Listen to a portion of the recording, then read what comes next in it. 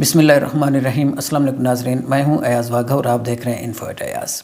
ناظرین، مرزا ظہیر الدین محمد بابر کے بارے میں معلومات کے سلسلے میں ابھی آپ قسط 2 دیکھ رہے ہیں، اور آج کی اس دوسری قسط میں میں آپ کو ظہیر الدین بابر کی تخت نشینی کے بارے میں معلومات فراہم کرنے جا رہا ہوں۔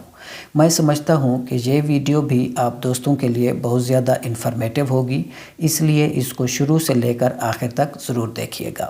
اور اگر آپ نے ابھی تک میرا چینل سبسکرائب نہیں کیا ہوا تو آپ سے درخواست ہے کہ چینل کو سبسکرائب کر دیں اور ساتھ میں جو گھنٹی کا نشان ہے اس پر بھی کلک کر دیں تاکہ میری ہر نئی آنے والی ویڈیو کا نوٹس بر وقت آپ دوستوں تک پہنچتا رہے۔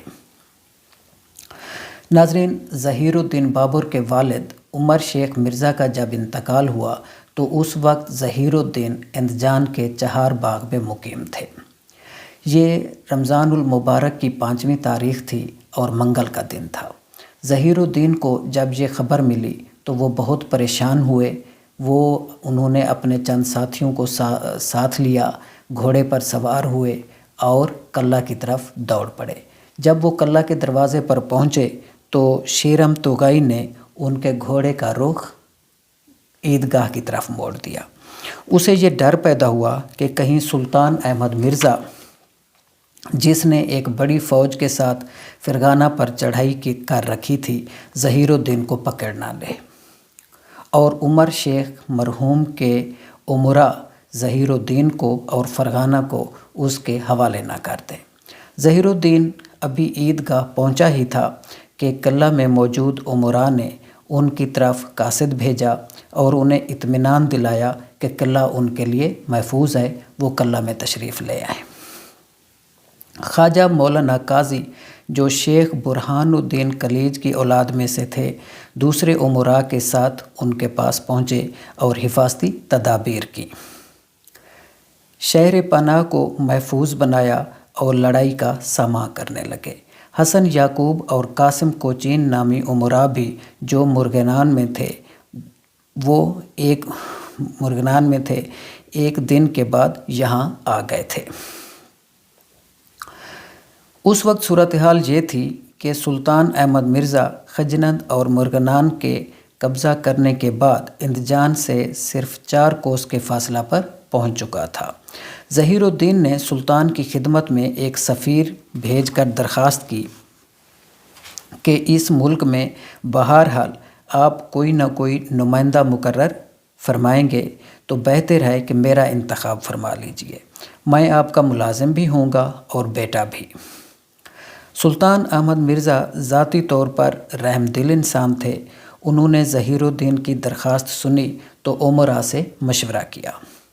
امراء نہیں مانے اور اسی طرح ظہیر الدین کی درخواست رد کر دی گئی۔ لیکن خدا چونکہ مسبب الاسباب ہے، اس نے اپنی جناب سے ایسی تدبیر فرمائی کہ سلطان احمد مرزا اور اس کے امراء اندجان پر حملہ آور ہوئے بغیر واپس لوٹ گئے۔ اس کی پہلی وجہ یہ ہوئی کہ قباء پر جہاں یہ خیمہ زن تھے سخت دلدل تھی اور پل کے بغیر اسے عبور کرنا ممکن نہ تھا۔ فوج پل پر چڑھی تو کثرت کے سبب پل ٹوٹ گیا۔ بہت سے گھوڑے اور اونٹ دریا میں ڈوب گئے۔ جو گھوڑے باقی بچے تھے وہ وبا میں مبتلا ہوئے اور فوج میں بددلی پھیل گئی، اور وہی مغرور امراء جنہوں نے ظہیر الدین کی درخواست رد کر دی تھی، صلح پر مائل ہو گئے اور صلح کر کے واپسی اختیار کی۔ وہ تو چلے گئے، لیکن دوسری سمت سلطان محمود خان، جو ظہیر الدین کا ماموں تھا، وہ چلا آ رہا تھا۔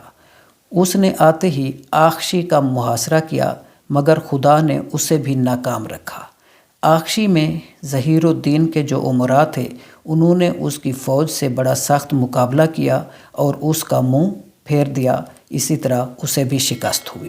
سلطان محمود خان ناکام لوٹے تو ابا بکر کاشغری نے، جو کاشغر کا حاکم تھا، ملک فرغانہ پر قبضہ کی کوشش کی اور زکند کے قریب آن پہنچا اور آس پاس کے علاقے میں لوٹ مار مچا دی۔ خواجہ قاضی کچھ امراء کو ساتھ لے کر اس کی مزاج پرسی کو نکلے اور اسے اس قدر تنگ کیا کہ اس نے بڑی منتوں سے جان چھڑائی، اور اسی طرح عمر شیخ مرزا کے امراء نے حق نمک ادا کیا۔ حملہ آور دشمنوں سے نجات ملی تو ظہیر الدین کی دادی عمر شیخ کی والدہ شاہ سلطان بیگم اور جہانگیر مرزا اندجان آئے اور ظہیر الدین سے اس کے والد کی وفات پر تعزیت کی۔ عزاداری کی پوری رسمیں اب ادا ہوئیں، فقراء اور محتاجوں کو کھانا کھلایا گیا، اور جب ان کاموں سے فرصت ہوئی تو باقاعدہ طور پر ظہیر الدین کی تاج پوشی ہوئی اور وہ فرغانہ کے تخت پر براجمان ہوئے۔ ناظرین، آج تک کے لیے اتنا ہی۔ اپنا اور اپنے چاہنے والوں کا بہت زیادہ خیال رکھیے گا۔ اب آپ سے ملاقات ہوگی انشاءاللہ اگلے ویلاگ میں۔ تب تک کے لیے اللہ حافظ۔